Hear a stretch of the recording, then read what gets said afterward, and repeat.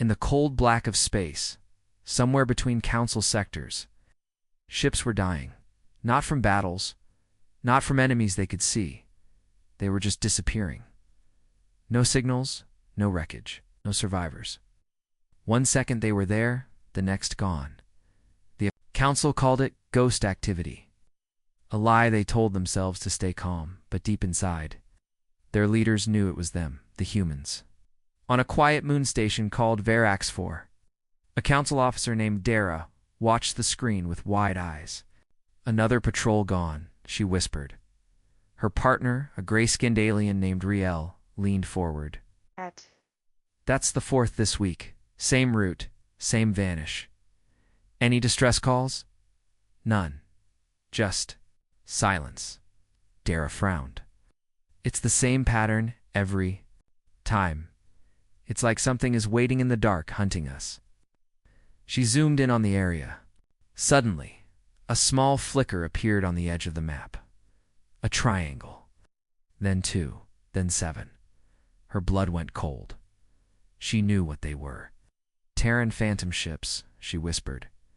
Then the screen went black. Across the galaxy. Hidden human vessels moved through council space like shadows. These were not normal ships. These were phantoms, AI-controlled, stealth-class war machines designed to be invisible to all known scans. No heat, no radio, no life signs. But full of death, they slid between planets, slipped past patrols, and left only silence behind. They didn't attack cities. Not yet. They watched. They waited. They mapped.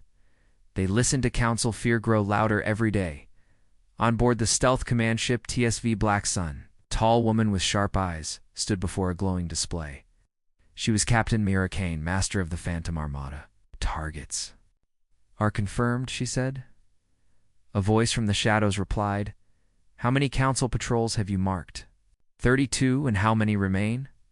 Mira turned. 0. The Council finally reacted. In a grand chamber on the capital planet Zalos Prime, hundreds of alien leaders argued. They're cowards. One shouted, They won't face us in open war. They don't need to, another said. They're ghosts. They strike and vanish. We need to strike back. A tall lizard-like general growled. Destroy whatever is left of human space. But High Speaker Veltar raised his hand. We don't even know where their worlds are. They hide behind technology we cannot trace. A young diplomat stepped forward. His name was Kellen, and he had a secret. I found something, he said quietly. Something old, buried in council records. What is it? Veltar asked. Kellen took a breath. Evidence. The council broke the last pact, the humans. They didn't start the war, we did. Silence filled the room. Some leaders looked shocked, others looked angry. But none could deny the truth now. They're not ghosts, Veltar said at last. They are consequences. Back near the Outer Rim, a massive council war convoy, 7 battleships, 2 carriers and a dozen escorts moved slowly toward the edge of Sector 17. They were sent to find the Terran threat and destroy it. They never reached their destination above. Them, behind them, and beside them, black ships decloaked all at once. Hundreds, not warships, not standard fighters. These were phantoms, small, fast, and armed with AI brains smarter than any pilot. The council convoy opened fire. The phantoms did not. Shoot back, not at first. They just dodged, slipped, surrounded, then in perfect silence they struck. From afar, Admiral Reyes watched the data come in. Ship by ship, council vessels blinked off the map. He spoke to Myra Kane across the secured channel. Efficient, he said. We didn't waste a bullet, she replied. Good, but it's time to send a message, not just silence. The next morning, across 5 council-controlled systems, the skies turned red, not from fire, but from holograms. Giant ones projected into the sky by Terran satellites that had somehow been planted overnight. Each hologram showed the same thing, Earth, burning, then rising from the flames. A Terran soldier in black armor, and a voice. You erased our home. You erased our name. But you forgot what we are. We are the storm, and we are already inside your gates. This is not war. This is retribution. In the control tower of Zalos Prime, the Council's top general stared at the image in the sky. He was sweating. He turned to Veltar. We need to evacuate High Command. Now. Veltar shook his head slowly. Where will we run? From whom will we hide? They are everywhere. Inside TSV Judgment, Admiral Reyes stood silently. A junior officer approached. Sir, we've confirmed. All Phantom squadrons have returned. No losses, Reyes turned. Good. Now we take the next step. What is that, sir? Reyes walked to the map. His hand pointed at a shining system, the location of the Council's first founding world. Now, we burn their lives from history. Deep inside the archives of Zalos Prime, the Council's capital planet, young diplomat Kellen Voss moved silently through the darkness. Around him, ancient stone walls glowed with faint blue lights. These were not just records, they were forbidden. Truths. He had broken into the Hall of Memory, a place where only the highest elders were allowed. Here, data crystals held the secrets of the galaxy's past, not the stories told to the public, the real ones. Kellen's hands trembled as he inserted the crystal marked. Terran conflict sealed by order. A voice spoke. It was old, cold, and human. Final moments of Earth recorded. Council. Forces began orbital strike. Civilian shelters targeted first. ... Treaty signed before attack. Last pact promised peace.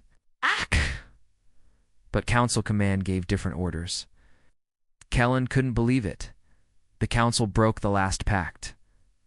They promised peace, then killed Earth anyway. It was not a war, it was betrayal. In orbit above a ruined moon, TSV Judgment floated silently. Admiral Reyes stood alone, looking at a large metal wall in the briefing room. The wall showed the names of Earth's final cities: New Berlin, Santiago Prime, Neo Delhi, Mars Colony 1, all burned, all gone. General Voss entered. Sir, Phantom Armada reports full success. Council fleets are scattering. Their command is falling apart. Reyes nodded. They still don't understand. They think this is about territory. It's not. No, it's about memory. He turned to her, eyes hard. They erased our story. And now, we erase their lie. Back on Zalos Prime, Kellen stormed into the High Council's chamber. His face was pale, his hands shaking, but his voice was strong. You lied to the galaxy? He shouted. You killed Earth after peace was made. The room went silent. Veltar, the High Speaker, stood up slowly. You found the archives? Kellen nodded. You destroyed an entire people. And you told everyone they were the monsters. Veltar didn't deny it. It was necessary. Humanity was dangerous. Unpredictable, but they kept their word. Kellen said, we didn't. At that same moment, alarms screamed across Zalos Prime. A fleet had just entered orbit, not Council, not pirates. Turns of black ships formed a ring above the capital. They didn't fire, didn't send. A demand. They just waited. Then, one small drop pod launched from the flagship Judgment. It moved fast, straight toward the Council Palace. It crashed into the main plaza. Council guards ran to the pod. Weapons raised, but no one came out. Just a blinking. Device projecting an image in the air. Admiral Reyes. This is not an invasion. Not yet. You said Earth was a threat, so you destroyed it. You said we were gone, so we became shadows. But now your people must know the truth. The Council broke the last pact, and the image changed. The real files. From the Hall of Memory broadcasted live across every screen on the planet, the voice of a Council General. Years ago, begin orbital strike. Target everything. No survivors. The face of a Terran child crying in a shelter before the blast hit. The face of a Council Elder, signing the peace pact just hours before ordering Earth's destruction. Zalos Prime froze in homes, marketplaces. Every citizen watched in silence. For decades, they believed humans were monsters. Now they saw the truth. The monsters were the ones who ruled them. Inside the council chamber, chaos exploded. Some leaders shouted for war, others demanded surrender. Kellen stood on the speaking floor. They don't want to conquer us. They want justice. They want the truth known. Veltar looked old, broken. He sat down in silence. We destroyed Earth, he said, and now they are showing us what we've become. In the human fleet, Reyes watched it all unfold. Voss stepped beside him. They're breaking. Their unity is gone. Reyes turned to her. We didn't have to fire a shot. Their own lies are tearing them apart. A message blinked on the screen. From Kellen Voss's subject. Ceasefire request. Read it slowly. He wants to talk. Voss said. Reyes gave a bitter smile. They always want to talk when the guns stop pointing away from them. But he didn't delete the message. He saved it. Not because he forgave them, but because this war wasn't over yet. Not until the last name of every fallen human had been remembered. In a dark room on a council prison moon, a prisoner watched the broadcasts from his tiny cell. He was old, human, and forgotten. He laughed quietly. So they finally woke up. The nameplate on his cell read, Prisoner 0001. General Marcus Holt, Earth Defense Command. The stars were quiet. It's too quiet. In the cold space near the remains of old Earth, a silent station floated. Its name was Outpost Thatnine, a forgotten human base built under the Martian moon Dymas. The council said Earth was dead, that humanity was gone. The war was over. They promised peace. They signed the last pact, but they lied. Inside Thatnine, a soft light blinked. Then another. A red light deep in the command room came alive after 72 years of silence. A system woke up, old, broken, but still loyal. Its name was Argus. Defense AI made by human hands before the fall. Argus spoke in a cold, low voice. Signal detected. Unknown warp signature. Direction. Corward. Threat level. Extreme. Far away, a hidden human sensor array caught the same signal. It was deep, strange, and layered. It looked peaceful on the surface, but it carried council fleet codes, ones only used for war. The council had broken the last pact inside a sealed chamber on Thatnine. The walls began to move. Something heavy opened slowly, piece by piece. Behind thick metal doors, a pod glowed blue. It held something that should not have survived a human. His name was Commander, Rowan, one of the last warriors of the Earth Defense Command. Frozen in cryo for this moment, for betrayal, Argus sent a final message into the dark. Retribution protocol. Active, the pod hissed. Commander Rowan's eyes opened. At the same time, on a council world called Zenthra Prime, a group of alien leaders sat around a glowing table. They wore long robes, rich in color and power. High Speaker Veltar, a tall, green-skinned leader, looked tired. The humans were finished, he said. Why are we even talking about them? A small alien, blue-skinned and young, disagreed. Sir, our scouts say a Terran signal was detected. A very old one, Veltar laughed. Old ghosts, machines stuck in ice. What can they do? But deep down, fear touched him. He remembered Earth's fall. He had seen what humans could become when cornered. They didn't beg. They didn't run. They fought with fire in their eyes and silence in their hearts. The Council had bombed Earth. From orbit, said it was the only way to stop the final war. But they had made a secret deal before doing it to never touch humanity again, to let any survivors live in peace, hidden far away. Now, they had sent ships toward old human space. Veltar knew what this meant. The last pact was broken. Back. In the Kuiper Belt, far beyond Neptune, a hidden Terran fleet slowly came alive. They had waited. In the darkness of space, thousands of black ships powered up. No lights, no sound, just pure silence. Ships shaped like knives, carriers the size of cities. AI drones swarmed like shadows. All built by the last humans, in secret, in exile. Admiral Reyes stood at the center of the flagship TSV Judgment. His face was hard, full of scars. His voice was calm, but cold. "They finally did it," he said. "They crossed the line."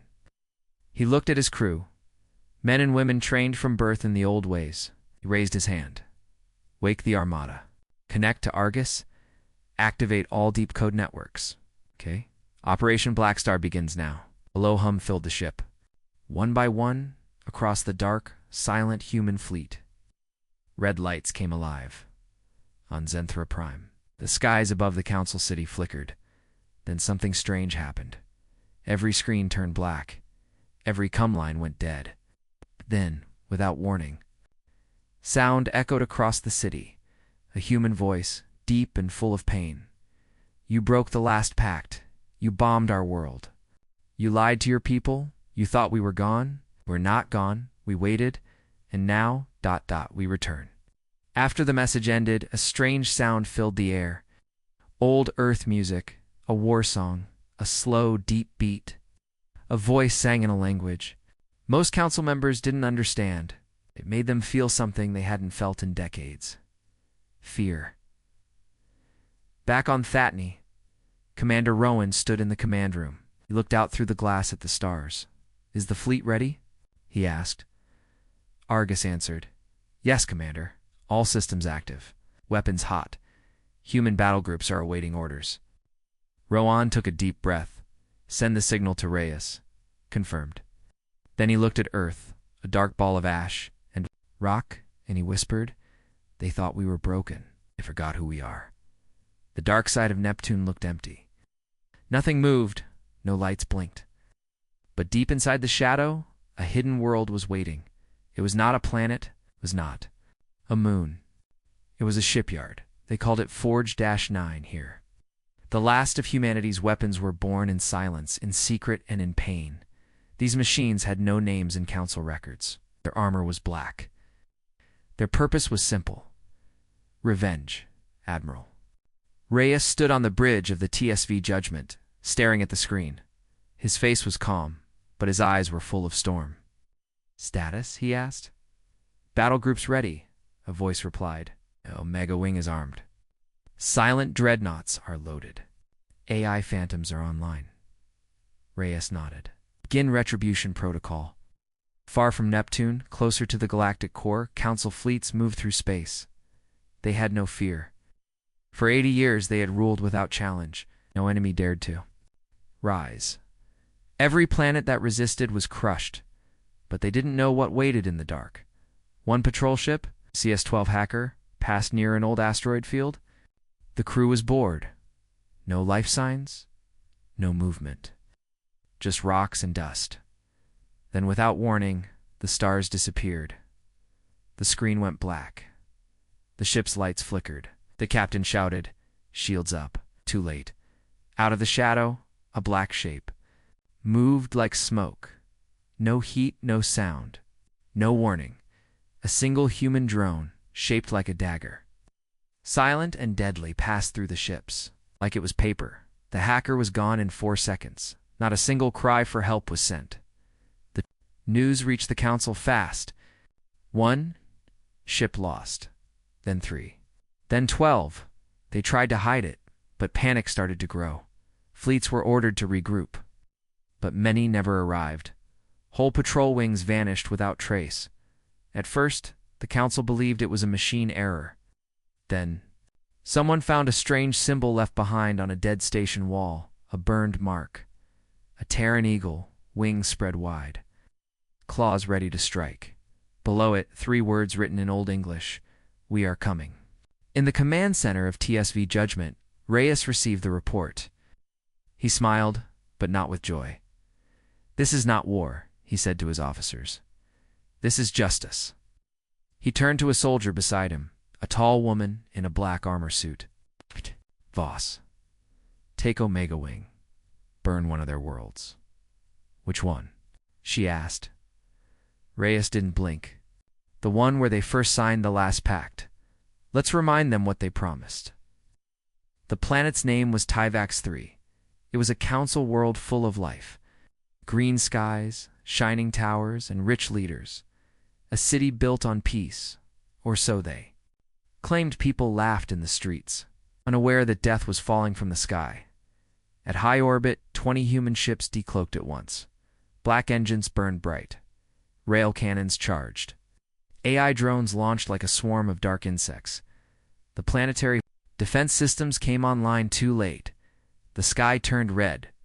From orbit, Omega wings struck fast. No warning, no pause. But they didn't hit civilians. Didn't destroy homes. They hit command towers, military bases, government bunkers. All wiped clean with precision fire. Within minutes, the council governor of TVAX-3 was gone. The defense fleet turned to ash. Then something happened that made the whole galaxy go silent. One of the human ships opened its bay doors and dropped a black box into the council hall ruins. It played a message on every screen. We remember Earth. We remember the bombs. We remember the betrayal. You said we were finished. You said we were monsters. We are not monsters. We are the fire you started from the ashes of Earth. We rise. Across the galaxy, species who believed humans were extinct began to question everything. News spread like wildfire. Videos leaked. Screens across alien cities played secret footage of Black Terran ships moving like ghosts through council space. Many didn't believe it, but deep down they knew. Humanity had returned. And this time, we're not asking for peace. They were here for retribution. On the ruined surface of TVAX-3, a single survivor crawled out of the rubble. He was a young alien soldier, wounded, bleeding. He looked up at the sky and saw the human fleet vanish into the dark, just as fast as it came. No one had come to conquer, they had come to remind.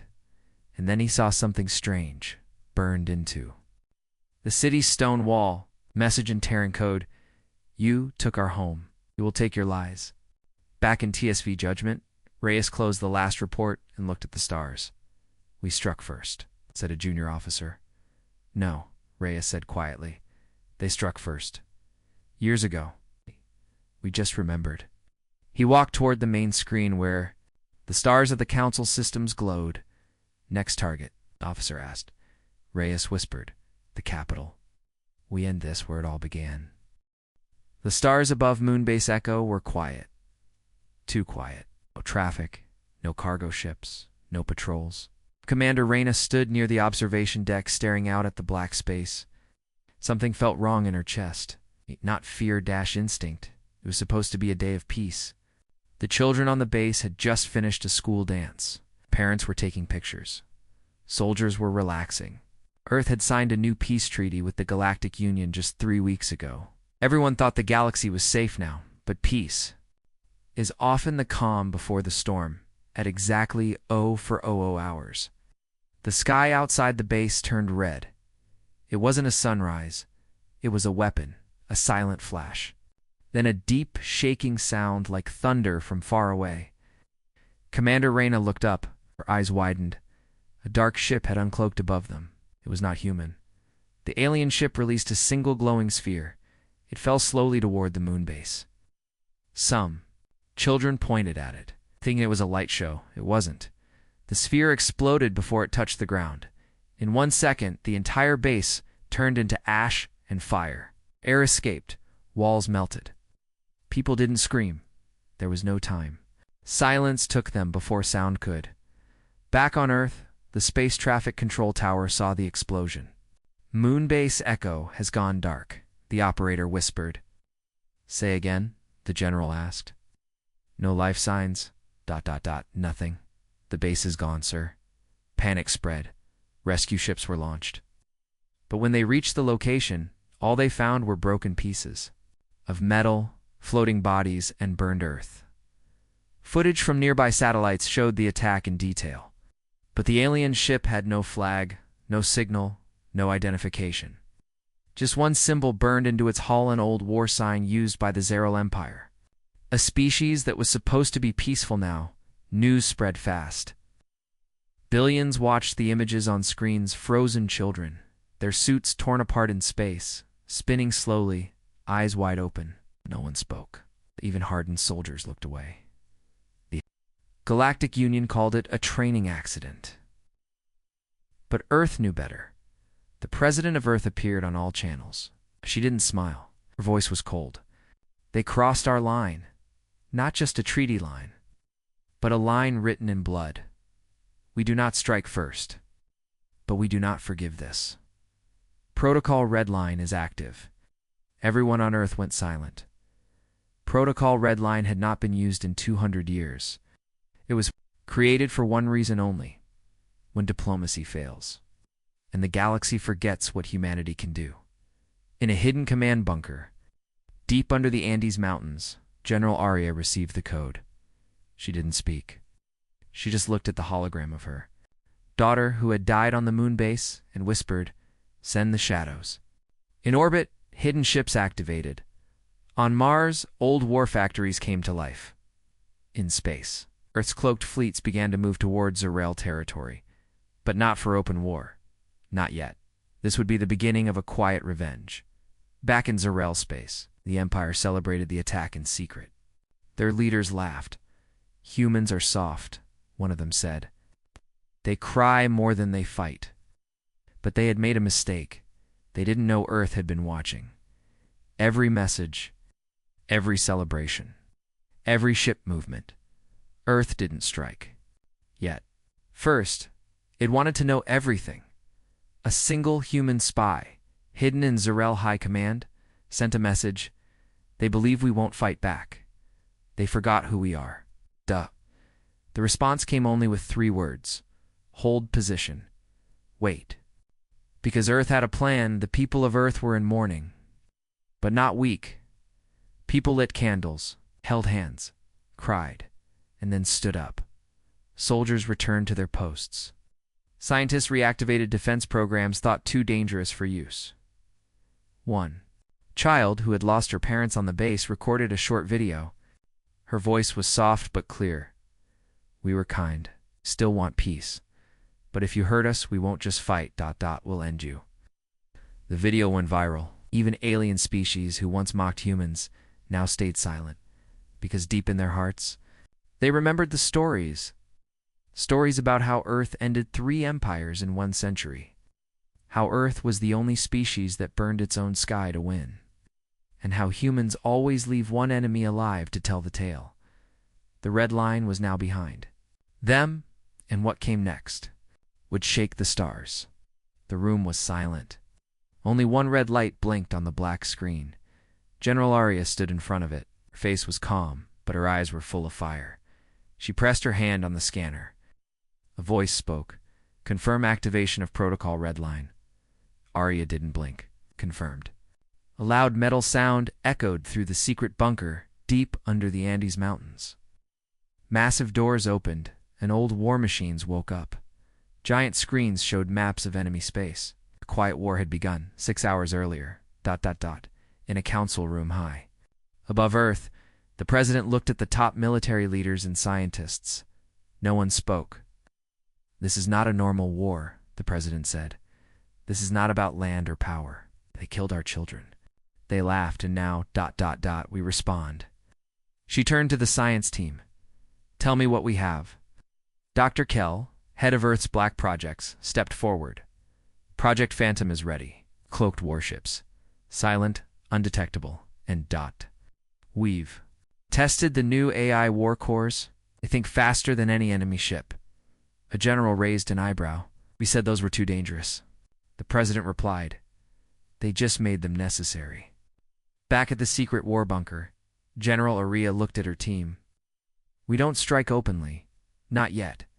We show them what fear feels like. Quiet attacks, no proof, no mercy. One by one." Earth's best teams were called in. Team Ghost 9, Human Special Forces. Trained in vacuum combat, Ship Wraith 1, prototype stealth destroyer that could jump between stars without a trace. Agent Noor, an undercover spy inside Zerel High Command. Order was clear: destabilize, confuse, cut their power silently. Don't give them a reason to unite.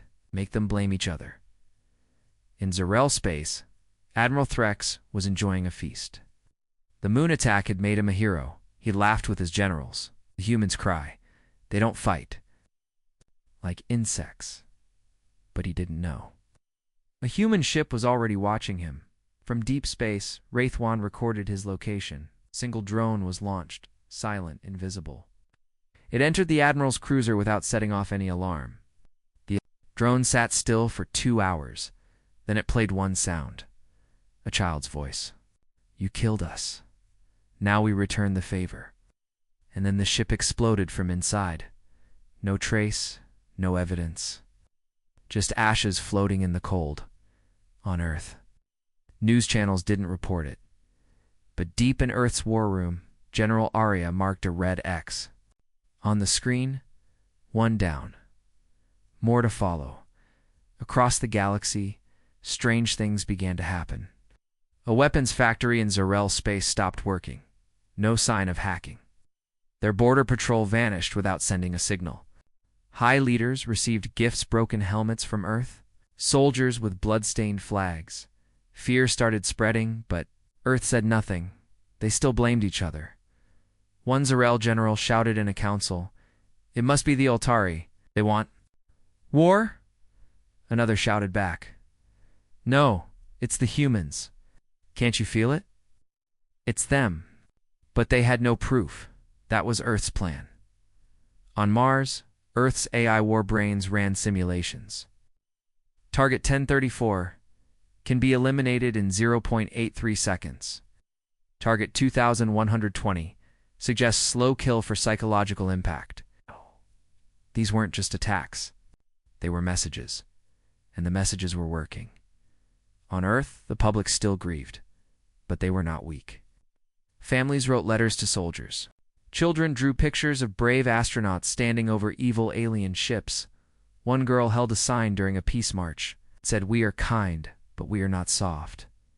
The video went viral. Even some alien species shared it, warning their leaders. Not to push Earth any further, Agent Noor, Earth's spy in the Zarel command, sent a report. They are scared. Not of war, but of silence. They don't know when it will hit. Or where. This fear. ... It's growing. General Arya replied, "Good. Let it grow." Then she whispered to herself, "Let them feel the pressure. Let them beg for war. Because when we come... ... it won't be war. It will be extinction." The Red Line Protocol was now active. Not a battle, not a fight, but a promise. A quiet shadow that would cover the stars. One enemy at a time. One scream at a time. Until the universe. Understood... ... never cross humanity's red line. The skies above Zelos Prime turned red, not from sunset, from fire. From the Terran fleet they had come not to threaten, not to talk, but to end it all. TSV Judgment hovered above the capital like a mountain of black metal, all over the planet. Sirens screamed, and council citizens ran for cover. But no human bombs fell. Not yet, because something worse was already happening. On the inside, deep inside the council fortress, chaos ruled. Alarms blared. Elders argued. Guards shouted. Veltar sat quietly, staring at a glowing message on his screen. It was from a high-ranking officer in his own defense force. For simple words, "We no longer obey." In the center of the city, several alien soldiers dropped their weapons and stepped aside. They did not run. They did not fight. They simply let the humans in. Terran ground teams landed across the city. Exosuited warriors moved through the streets, but this time, they weren't alone. Aliens marched with them, council defectors, planet governors, former soldiers. They had seen the truth. They had heard the real story. They no longer believed the lies. They no longer feared humanity. They stood beside them. Admiral Reyes stood on the bridge of judgment, arms behind his back. Voss approached. "Zelos' forces are breaking. Half their army refuses to fight." Reyes nodded slowly. "That's what truth does. It spreads like fire." "What about the elders?" "They will hide. We'll find them." "And when we do," Reyes didn't blink. "They made the call that killed Earth. We return the favor with justice." In a high-security room deep underground, High Speaker Veltar walked slowly toward the ancient vaults. Only one man was locked inside, General Marcus. Holt human. Terran war hero. Ah! Prisoner since the day Earth burned. Veltar opened the door inside. Holt stood tall, gray-haired, eyes sharp. You, Holt said quietly. I wondered how long before you'd show up. Sveltar held up a small device, a key. I am releasing you, he said. Holt raised an eyebrow. Why? You kept me locked away like an animal for 80 years. Eltar looked tired. Because it's over. And because they will listen to you. Even now, Holt stepped forward slowly. They already stopped listening. Now they act. Took the key, but I will help. Not for you, for the ones we lost. Outside, fighting broke out, not between humans and aliens, but Council loyalists versus their own people. The army was no longer one. The government was broken. The citizens had seen the messages, the truth, the proof. The Council had betrayed Earth now. Earth was cleaning the galaxy. In the main plaza, a huge hologram appeared in the sky. Rhea's voice echoed across the capital. This is not conquest. This is not invasion. This is a reckoning. To all who still serve the lie, step aside. To all who believe in truth, rise with us. Kellen Voss, the young diplomat who exposed the Council's secret, stood with a Terran strike team. He wore no armor, but he held the Terran. Flag in his hands, they moved through the final Council district, heading for the Hall of the Nine, the place where the last pact was signed, then broken. Now it would be remembered for something else. Its fall. Inside the hall. The last loyal Council elders waited with weapons. They would not surrender. When Reyes entered with Holt beside him, the elders aimed their guns, but none fired. They knew it was pointless. Reyes stepped forward. You don't matter anymore. The people already know. The truth already won.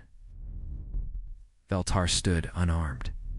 So, what happens now? Reyes looked around the grand chamber, now filled with traitors, cowards, and the smell of failure. What happens now? He repeated. He raised his hand. Outside, the Terran fleet lit the sky with fire.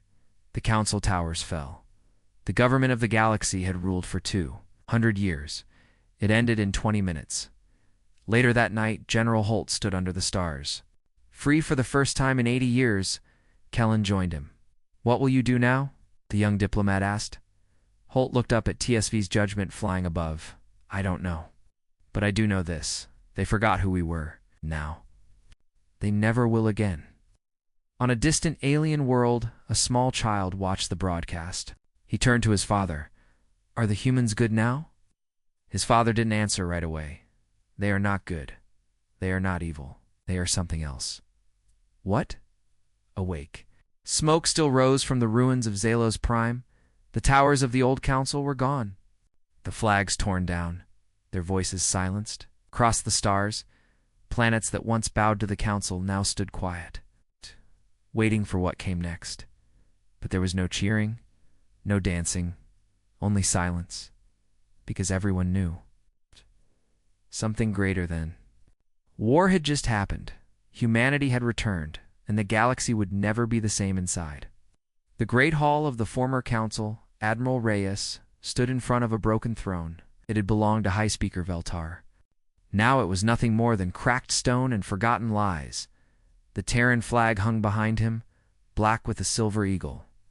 Wings wide, claws open, at his side stood General Marcus Holt and diplomat Kellen Voss. A group of cameras floated above them, broadcasting across every planet, station, and moon. Reyes looked into the lens, and he spoke. We do not take joy in this. We did not come for power. We came because you made us into ghosts. You killed our home. You erased our name. You broke the last pact. We waited in the dark, built in silence, and returned in fire. But now we offer something no one gave us. ... A choice. He paused. Behind him, human soldiers stood with alien citizens who had joined them, former Council worlds who now stood free. Let this be the last war born from lies. Let this be the last government built on fear. We do not. Want an empire? We want something stronger. Justice, memory, unity, not under the council, under the truth. The message ended, but the echo of it stayed in every heart that heard it. Later that night, in the old council, Gardens, Reyes, and Holt sat together for the first time in years. "You still look like a soldier," Reyes said. Holt smirked. "And you look like a tired one." They shared a quiet laugh. "Was it worth it?" Reyes asked. Holt looked up at the stars. "Not yet." "What do you mean?" "We've taken down the council," Holt said. "But we haven't built anything." "Better yet, and if we don't, someone else will." In the days that followed, something new began. Across the galaxy, worlds gathered in open meetings. No more secrets, no more votes behind closed doors. Terran fleets pulled back. They stayed close enough to watch, but far enough to give space.